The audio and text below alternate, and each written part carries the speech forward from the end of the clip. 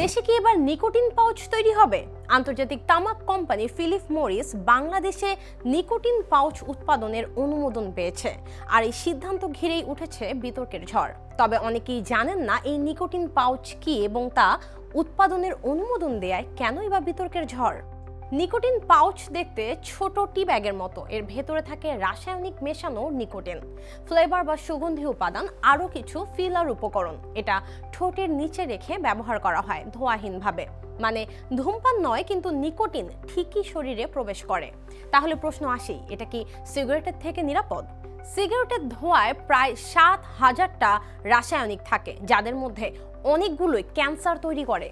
অন্যদিকে নিকোটিন পাউচে ধোঁয়া নেই, ফলে ফুসফুসের সরাসরি ক্ষতি হয় না, কিন্তু এতে থাকা নিকোটিন আসক্তি তৈরি করে, হার্টবিট বাড়ায়, রক্তচাপ বাড়ায় এবং দীর্ঘমেয়াদে শরীরের উপর প্রভাব ফেলে। বিশ্ব স্বাস্থ্য সংস্থা WHO এখনও নিকোটিন পাউচকে কোনোভাবেই নিরাপদ বিকল্প বা থেরাপি হিসেবে স্বীকৃতি দেয়নি। আর যুক্তরাষ্ট্রের FDA অর্থাৎ ফুড অ্যান্ড ড্রাগ অ্যাডমিনিস্ট্রেশন বলছে এটা হয়তো সিগারেটের তুলনায় কম ক্ষতিকর, কিন্তু ঝুঁকিমুক্ত নয়। নিকোটিন শরীরে ঢুকলে মস্তিষ্কে ডোপামিন নিঃসৃত হয়। এটা সাময়িক আনন্দেও বা হাই তৈরি করে, এই কারণে এটি আসক্তি তৈরি করে। তামাক বিরোধী সংগঠনগুলোর দাবি, এ ধরনের প্রোডাক্ট আসলে তরুণদের মধ্যে নতুন করে নিকোটিন নির্ভরতা ছড়ানোর এক কৌশল।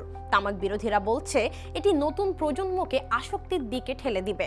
অন্যদিকে ফিলিপ মরিসের দাবি, এটি সিগারেটের বিকল্প, তুলনামূলক নিরাপদ এবং ধোঁয়াহীন। তবে শেষ প্রশ্নটা থেকেই যায়, বাংলাদেশে নিকোটিন পাউচ তৈরির অনুমোদনে কোনটা পাচ্ছে বেশি গুরুত্ব?